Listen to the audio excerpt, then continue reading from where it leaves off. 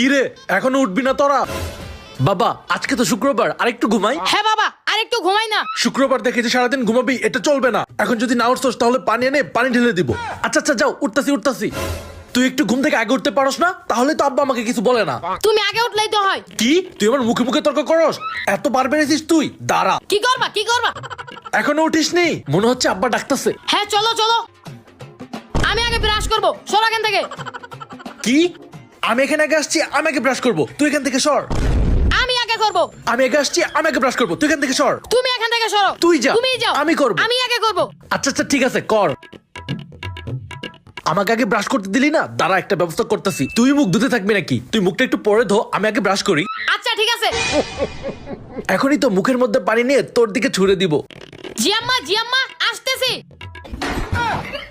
আব্বা তুমি এখানে কখন আসলা? দাঁড়া আজকে মজা দেখাইতেছি তোরে।